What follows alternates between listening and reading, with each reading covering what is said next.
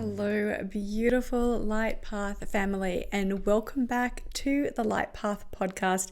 As always, I am so grateful that you are joining me for another chat of exploration, expansion, and hopefully provocation in your inner world of your soul and your energy. Today, I am going to give you a little bit of guidance that I have found to be really helpful on my path in terms of working with the energy of abundance. So a couple of episodes back, you can just pop back to them in the feed. I did an episode where I really addressed what abundance actually is. Because again, one of those pseudo-spiritual words that is thrown around quite often, and not understanding what abundance actually is can be very misleading. And I think we get marketed at a lot in terms of how to create abundance, and really that abundance means having more of. But really an abundance is there is a surplus of, and it is more an energetic state than it is a physical state. And as we know, everything is energy before it becomes that physical manifest representation of what was once energetic. And the physical manifestation, of course, is still an energy form, but abundance isn't about getting more, it's about being more. And I think that can be very much swapped out for the concept of manifestation. We don't manifest things into the physical form. Really, we become more, and hence we open up the energetic flow, the availability, the exposure to experiencing more and creating more or different on the physical plane. So today I want to talk about maybe some ways in which I have found in my past that I have actually unknowingly and sometimes unconsciously really been blocking the flow of abundance. So the flow of that energy into my life, and share with you maybe some ways in which you may be doing this too, and just shedding a light on that. As we know, that light being shed on something is a lot of the work already done. But then we can begin to really appreciate that we are in a lot more co-creation than we give ourselves credit for. And if we can block abundance, then it stands to reason that we can easily open the floodgates to access this energy if we just allow ourselves to remove some of the barriers to it.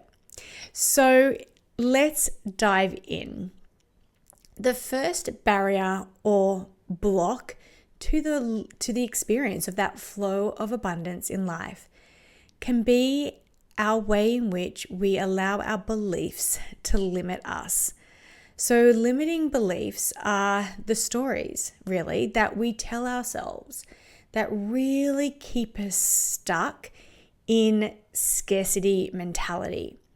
And one of the big ways recently in which I have shifted this was with the help of Dana Doswell. And if you go back to the episodes that we released in May, Dana teaches about the nervous system. And specifically, we had a really great episode all about shame. So it was her second appearance on the podcast. And when we looked at shame, she said something that she had actually shared on her socials before. And when I heard it, it like literally was so obvious to me on how limiting beliefs can be so pervasive within our psyche. And that is just a simple question. Are you playing to win, or are you playing not to lose? And I think our limiting beliefs really gear us or steer us towards that contraction around the protection of trying not to lose. And what that's really doing is blocking all the ways in which this energy and essence of abundance want to really flow into our lives and into our experience. And so these limiting beliefs could sound like, I am not good enough, or I'll never be successful, or money is really hard to come by, or no one ever chooses me. And these beliefs actually end up really shaping our reality because they're influencing our thoughts. They're the lens or the filter through which we experience things. So they become our expected outcomes. They filter down into the emotions we therefore hold about ourselves, which then inform the actions we take. Because if we are not playing to win, then we are playing not to lose. And so a massive example of that, or a simple example of that, I think that we, have all been through, is that feeling of inadequacy. Like it just won't happen for me. This could be career-wise, relation-wise, a lot of ways where we think, I'm just not that lucky. Things don't happen for me. And so if you're really having that as one of your beliefs, then your thoughts are going to be primed or programmed to find evidence in your life that that is true. I'm sure that you spend a lot of time thinking about and reflecting on all the times in your life that, yeah, you're right, you weren't chosen. And maybe you were made to feel like that you weren't good enough. And so these brings up all these emotions of lack, of inadequacy, maybe even shame or embarrassment. And in that vibrational state, of course, you're going to play not to lose. So you're not probably going to be doing and choosing expansive things. You're not going to be perhaps putting yourself out there. You probably won't have the confidence or even the motivation to be a little bit vulnerable, because by playing not to lose, you're probably just going to choose things that keep you really tied to this idea, safe and secure. You're likely not to go for that promotion. You're likely not to ask that person out. You're likely not going to start something, a self-care routine or ritual, because you're more comfortable just staying in these limiting beliefs and staying small. Then you're wondering why, even though you really desire it, abundance isn't an experience that you're having, and you're not having this flow in your life. And a key reminder here, we do not get what it is that we want. We only ever get that which we are, due to the fact that we live in a universe of resonance, like attracts like. So to break free from limiting beliefs, the first step, as always, is just to really identify them. Noticing those reoccurring thoughts that really make you feel powerless, that make you feel small, that make you feel inadequate. Maybe identifying the places in your life where you do feel a sense of fear about putting yourself out there. Then you have to challenge these beliefs. And I think you do this two ways. You challenge limiting beliefs by literally asking yourself, is that true? It may feel true, but is it actually true? Is it actually true that you are going to live a life forever where nobody will choose you for the job, for the partnership, whatever it is? And then another way to reinforce that it isn't true is to gather evidence from your own life that is contrary to that belief. So instead of identifying all the times where you felt the rejection or the not being chosen, you actually force yourself to identify and collect that evidence of all the times that you were. And if by chance you really can't find it, then of course you look outwards for examples of where other people that you really align with have been chosen. Another example of this might be a core belief or a limiting belief that you are not good enough. So here we have to challenge that. Like, is that true? Not good enough for who? Not good enough according to what scale?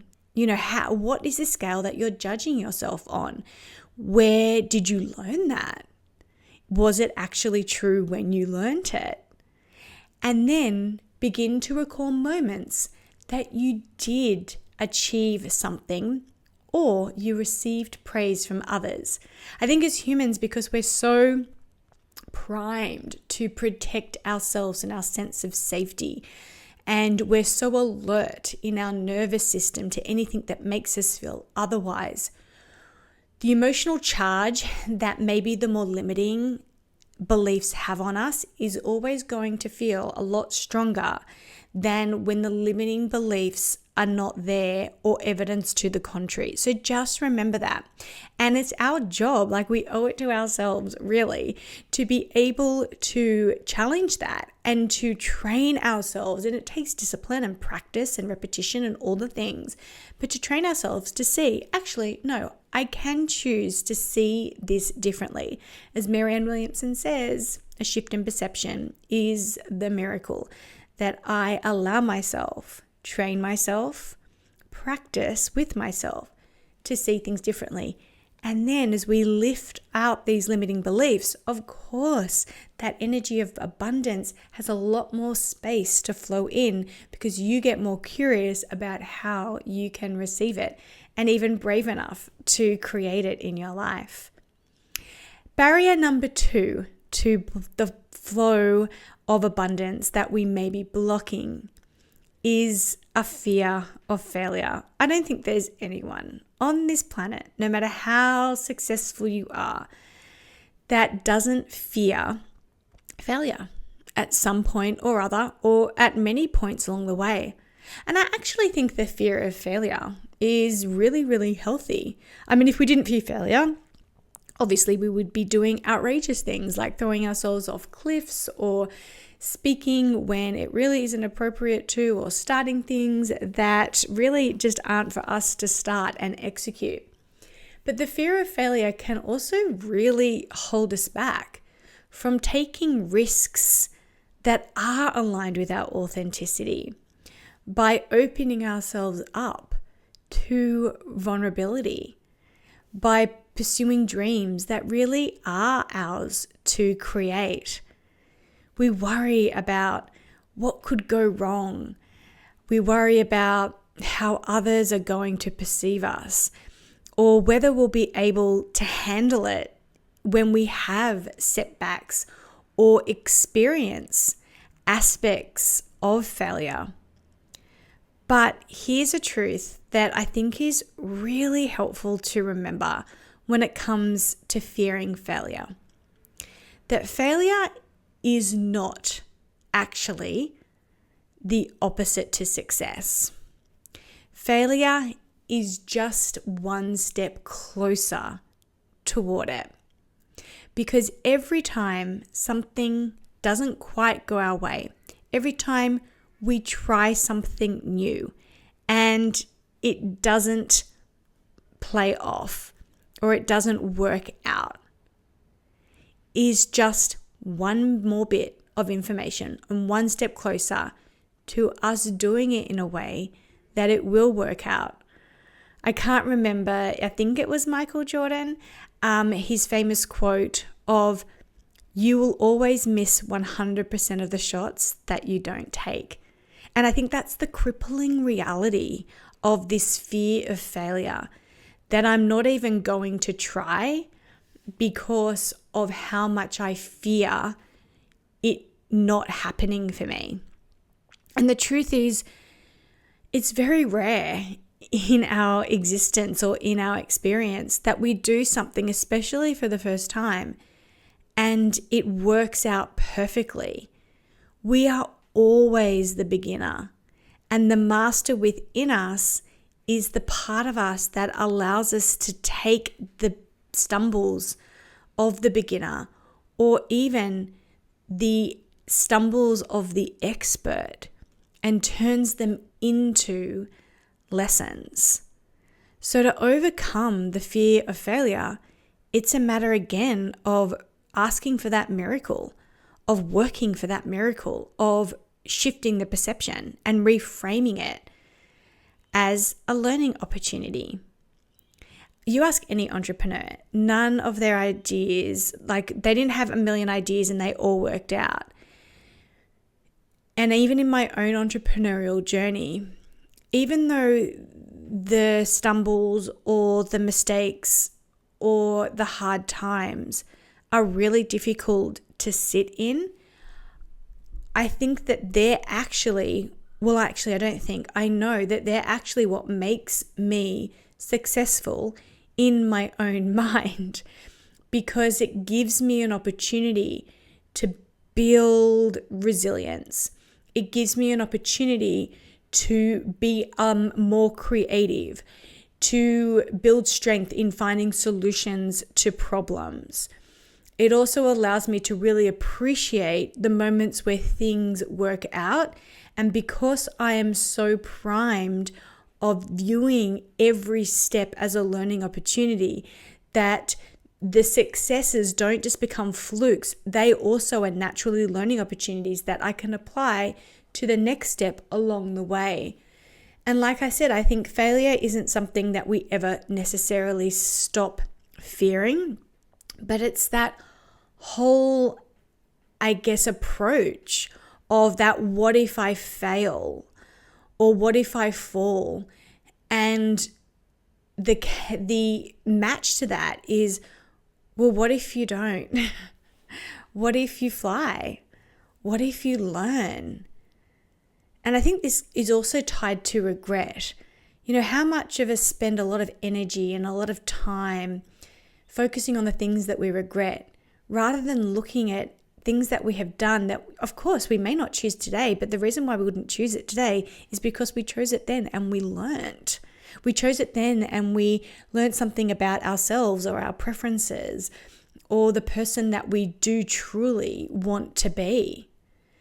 And so giving ourselves full permission to celebrate, to even just acknowledge our efforts and our progress, regardless of the outcome, is such a beautiful way to unblock the flow of abundance in. Because when we do this, we really allow ourselves to get curious about the process and not so hung up on the outcome of it. As the beautiful book, The Alchemist, really describes, it isn't about the destination. It's the journey that forms us. That is where the juice is, the deliciousness is. And when we just view them as failures or setbacks, or we make these perceived failures and setbacks mean something about ourselves and our capacity and our potential, that's when we block the flow of the abundant energy that is always available to us. Now, of course, we don't want to step over the line into delusion. And that's why the learnings that we take from every failure or every setback we have is going to keep us really grounded and in alignment with our highest timeline. The last barrier that I have found for myself that really blocks my access to this flow and this co-creation energy of abundance is probably the biggest one, and probably the one that I continue to work on consistently. And that is a lack of worthiness or a lack of self-worth. And this is an really often innate or learned belief that we're not worthy of the success and happiness that we crave. And this, I believe, is the most detrimental thing that keeps popping up in my life. Because when I really believe that I don't deserve abundance, or I'm not good enough for it in the form that I desire it, then what I'm doing is immediately shutting the door to abundance. And that is just not conducive to co-creation. And where do we get this lack from? Or where do we really learn worthiness as something that isn't innately ours? And I believe that it stems from our past experiences, the times in our life where we have maybe received criticism or rejection. And we internalize that into the I'm not good enough or I'm not worthy enough.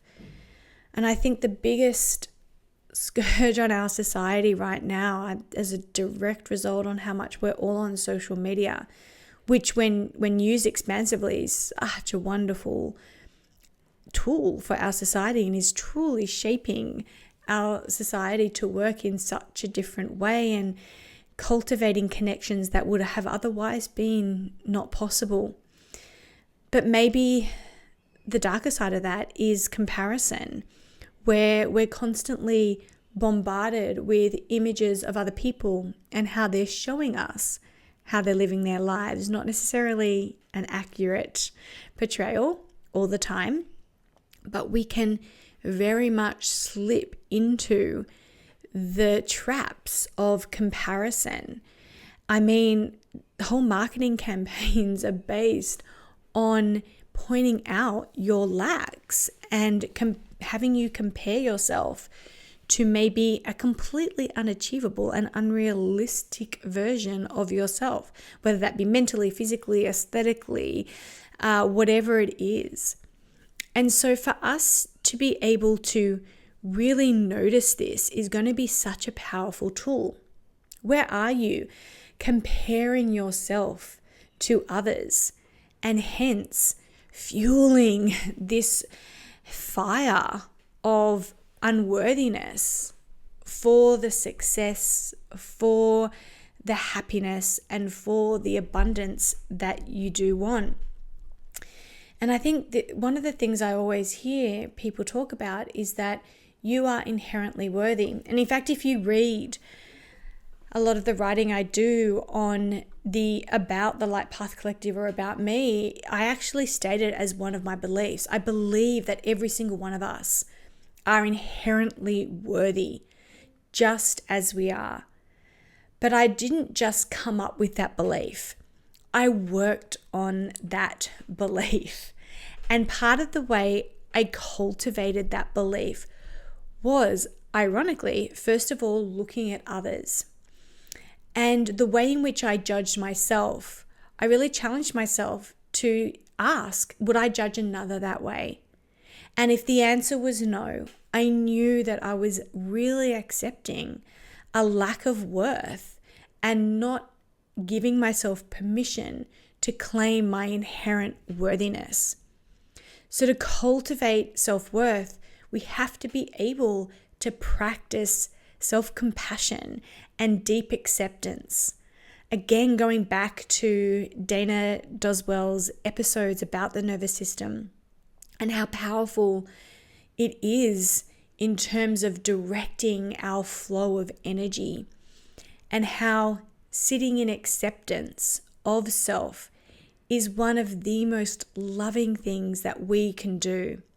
Because if we're unwilling to treat ourselves with the same kindness, compassion, and respect that we're so willing and able to dish out to others, then what is the point? Another way to build your sense of worthiness is to focus on your strengths, to focus on your accomplishments. And I think most importantly is to focus on your uniqueness, your authenticity. Of course, focusing on that or cultivating a relationship with your authenticity is a process within itself. But I do know, as a direct result of doing so, I have been able to cultivate a sense of worthiness that is truly mine. And I know that when we're able to do that, that we are actually putting ourselves in a very empowered position, because we are not looking externally for validation, for support, for reassurance, because we're able to draw upon that from deep within ourselves. Is support, encouragement, and affirmation from outside sources valuable? Absolutely, of course. And be mindful of how you're providing that for other people. But when our worthiness is inherent and not dependent on external validation, we are in a very powerful position to be able to cultivate a sense of worthiness. And the higher that resonates within us, or the stronger and grounded that is within our being, we're actually easily able to access that flow and that energy of abundance. Remembering that abundance is not just about material wealth or possessions. Abundance is a mindset or an energy set point, a vibrational set point of prosperity, of fulfillment, of joy, and of love in all the areas of your life. So by addressing these three barriers, the limiting beliefs, the fear of failure, or the lack of worthiness, you can actually begin to unlock and unblock this flow of energy, of abundance into your life, and begin to create a life full of purpose and abundance, because that is what you're looking for. You're actually playing to win as opposed to not lose. I would love to hear your thoughts on this. And if you have identified within yourself an aspect of your psyche or your thought system that has blocked the flow of abundance for you, and share that with us, because you sharing that will absolutely help other people. But for now, I invite you to the challenge of looking into these three aspects or these three blocks, and how maybe you are experiencing them in your life, and begin to give yourself full permission to challenge them, to shift them, to transform them, so that you are enjoying your experience here being human. You are enjoying all that life has to offer you, and you are receiving it with grace and gratitude. As always, thank you for joining me, and until next time, sending you so much love as you are walking your path of light.